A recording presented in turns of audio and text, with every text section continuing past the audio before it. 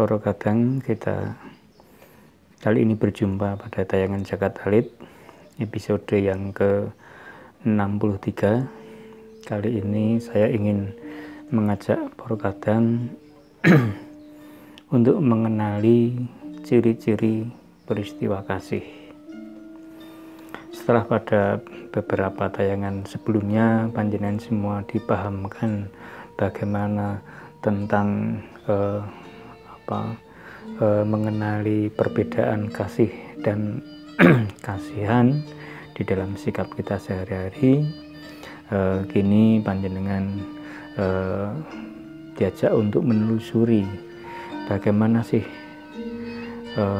sesungguhnya peristiwa kasih itu yang selalu kita alami sehari-hari. Karena terkadang sesungguhnya manusia itu selalu berinteraksi di dalam kehidupannya sehari-hari, mulai dari kita mulai dari bangun tidur sampai akan tidur lagi, itu semuanya adalah pengalaman-pengalaman peristiwa-peristiwa yang selalu dialami setiap hari.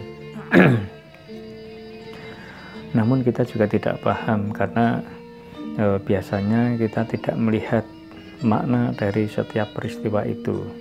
Yang ada hanya pengalaman seharian. Kita tidak mengenali bahwa ternyata setiap peristiwa yang kita lihat, kita dengar, itu sesungguhnya peristiwa kasih yang mempunyai makna yang begitu dalam sekali, yang kita butuhkan, dan itu bagian dari tuntunan Gusti yang diberikan kepada kita. Maka pada episode kali ini kita mencoba untuk mengurai sesungguhnya bagaimana cara kita itu mengenali peristiwa kasih itu dengan segala ciri-cirinya, supaya kita itu selalu tersadar, supaya kita itu selalu bisa mensyukuri, dan supaya kita selalu bisa mensikapi, menyiapkan hal-hal yang perlu dilakukan untuk membangun dharma di dalam kehidupan kita. Jadi terkadang sebelum jauh melangkah, saya ingin kembali menegaskan bahwa tidak ada kejadian di sekitar kita, di dalam kehidupan kita itu yang berlangsung kebetulan. Semuanya sudah diatur oleh semesta ini. Semuanya itu sudah diperuntukkan kepada kita semua umat manusia. Tinggal umat manusianya saja apakah tersadar atau tidak. Ya. Jadi sesungguhnya setiap peristiwa itu mempunyai makna, mempunyai arti di dalam kehidupan kita masing-masing. Nah, seberapa kedalaman kita mengetahui arti tersebut, seberapa kedalaman kita itu mengerti makna tersebut, memang dibutuhkan proses yang tidak mudah, tapi bukan berarti tidak bisa. Di dalam Lampah Jagat Alit tentu saja diajari bagaimana seseorang itu bisa mengenali diri sendiri. Dengan begitu, setelah kita mengenal diri sendiri, kita juga akan mengenali setiap peristiwa yang ada di luar diri kita. Sehingga kita bisa mengerti ini apakah peristiwa kasih ataukah peristiwa yang justru akan menyesatkan diri kita. Jadi yang pertama, terkadang kita harus memaknai bahwa tidak ada kejadian yang kebetulan di dalam kehidupan ini. Setiap yang kita dengar, setiap yang kita lihat, itu semuanya sudah direncanakan dengan baik. Dan kenapa mata kita, telinga kita terarah ke sana untuk melihat, untuk mendengar. Jadi semuanya itu ada mekanisme sendiri, dan itu semua adalah kerja roh. Terkadang, nah nanti di dalam perjalanan panjenengan Sinau Jagat Alit akan dijelaskan bagaimana itu bisa terjadi seolah-olah kebetulan, padahal kepala kita itu seperti dibelokkan, lalu akhirnya bisa melihat peristiwa itu. Dan ini luar biasa sekali, luar biasa indah, yang selalu kita alami. Jadi terkadang ciri-ciri bahwa itu disebut peristiwa kasih, tentu saja peristiwa itu tidak selalu hadir di dalam peristiwa suka saja, tidak selalu hadir di dalam peristiwa duka saja. Sebab peristiwa kasih itu adalah kebenaran yang sungguh-sungguh di atas kebenaran, yang menunjukkan bahwa setiap peristiwa, baik itu peristiwa suka maupun peristiwa duka, di sana ada peristiwa kasih. Nah, ada peristiwa di mana kita itu diingatkan, ada peristiwa di mana kita itu didorong untuk berbuat sesuatu, ada peristiwa di mana kita itu untuk mengoreksi diri sendiri. Nah, jadi terkadang setiap peristiwa itu sesungguhnya ada maknanya. Bukan berarti terus kita itu benar-benar tidak suka dengan peristiwa-peristiwa yang duka, tetapi peristiwa duka yang tidak kita sengaja, inilah yang sesungguhnya menuntun kita kepada pemahaman-pemahaman yang jauh lebih dalam di dalam rohani kita. Jadi di dalam saat kita mengalami suka, tentu saja ada peringatan-peringatan, ada warning-warning di dalam diri kita, ada penunjukan yang diterima di dalam rohani kita, yang memperlihatkan, yang memahamkan kita bahwa kita harus hati-hati dan harus bisa mengendalikan diri di dalam peristiwa suka. Jangan sampai kita nanti menjadi jumowo, jangan sampai kita ini menjadi orang yang sombong, dan jangan sampai kita menjadi orang yang lupa diri. Semua itu adalah peristiwa kasih, peristiwa yang berasal dari rasa perhatian Gusti terhadap kita semua. Nah, sama halnya pada peristiwa duka, terkadang di dalam peristiwa duka itu sesungguhnya ada sesuatu di balik kedukaan tersebut. Nah, kadangkala memang kelemahan manusia itu hampir semuanya itu menjauhi peristiwa-peristiwa yang menyedihkan, peristiwa-peristiwa yang seolah-olah itu merugikan diri kita. Padahal kita juga tidak tahu dengan peristiwa duka itu sesungguhnya kita diperingatkan, kita malah justru ditunjukkan, diarahkan kepada sesuatu yang sesungguhnya itu hanya mengawali di mana kita akan mendapatkan sukacita yang sesungguhnya. Nah, ini ciri-ciri yang harus kita pahami, yaitu adalah peristiwa kasih itu selalu hadir dengan kondisi atau di dalam situasi suka dan duka, baik dalam peristiwa suka, baik peristiwa duka. Dan di sini seolah-olah manusia, jadi manusia itu apa? Yaitu kan kejadian yang biasa terjadi, misalnya seperti itu. Semua orang mengalami peristiwa suka dan duka. Ya, cuma masalahnya terkadang, jadi kembali saya mengingatkan bahwa manusia itu jarang sekali menyadari seluruh peristiwa yang dialami setiap hari. Setiap hari. Ya, semuanya itu berjalan dan diabaikan. Nah, inilah kenapa kita mencoba untuk memahami sesungguhnya itu adalah peristiwa yang sangat berarti, peristiwa di mana itu kita ditunjukkan dengan berbagai macam pengalaman, dan itu disebut peristiwa kasih. Nah, berbeda dengan panjenengan yang sudah mulai terbangun kesadarannya, yang sudah mulai memaknai setiap pengalaman panjenengan sehari.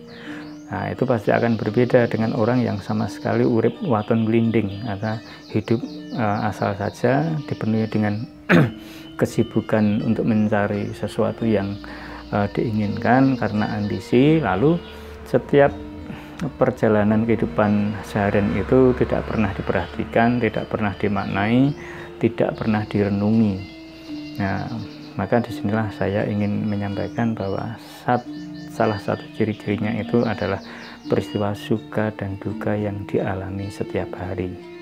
Dan itu kita harus bersyukur, bisa menyadari, bisa merasakan.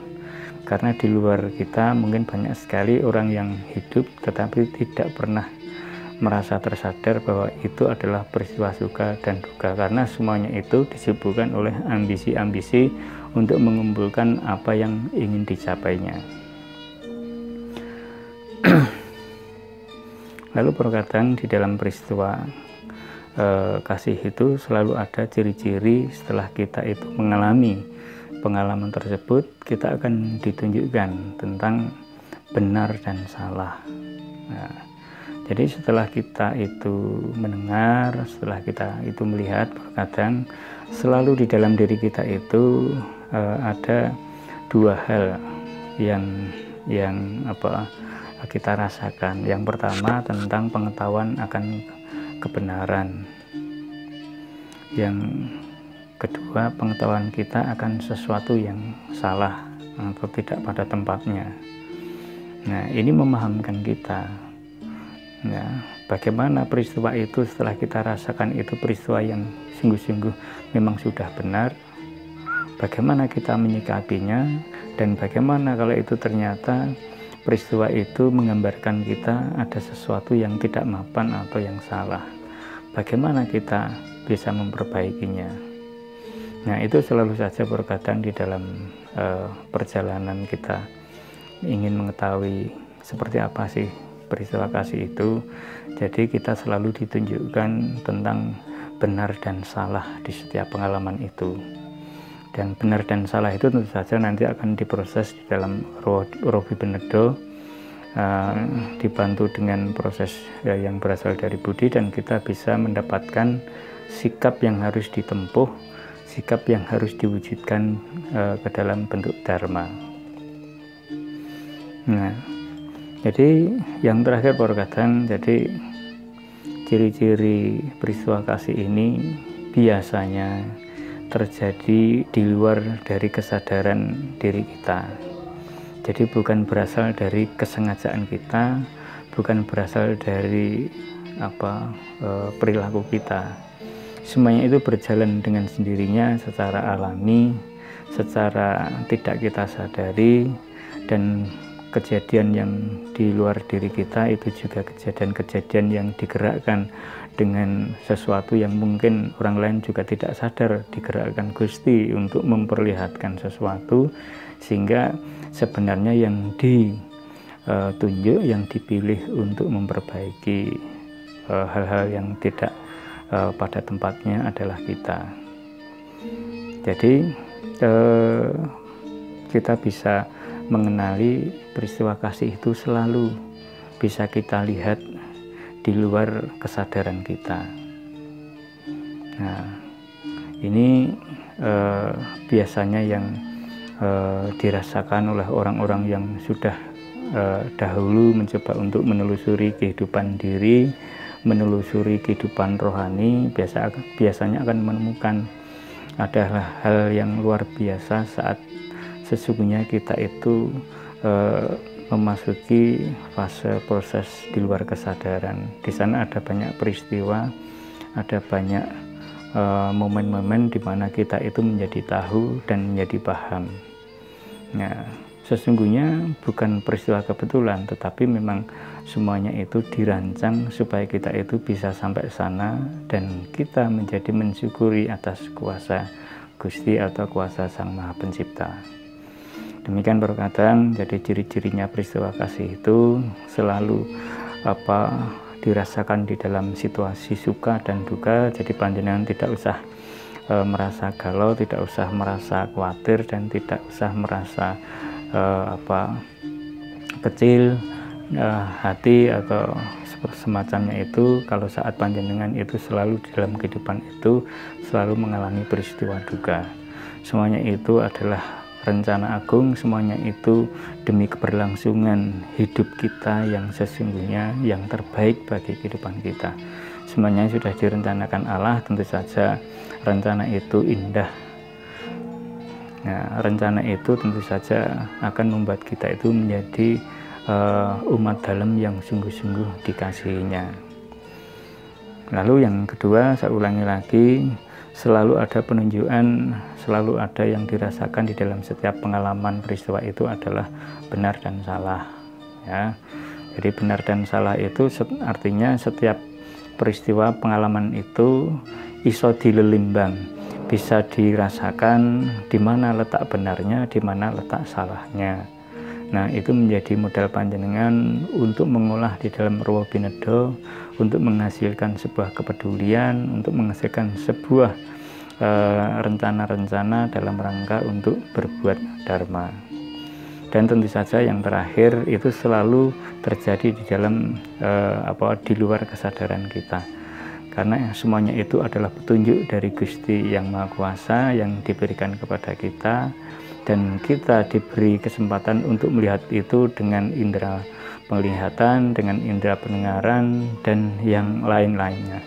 Demikian Para Kadang, semoga penjelasan ini bisa menambah teguh iman panjenengan, menambah tresno, menambah kerinduan panjenengan akan hadirnya Gusti di dalam kehidupan panjenengan. Matur nuwun, rahayu.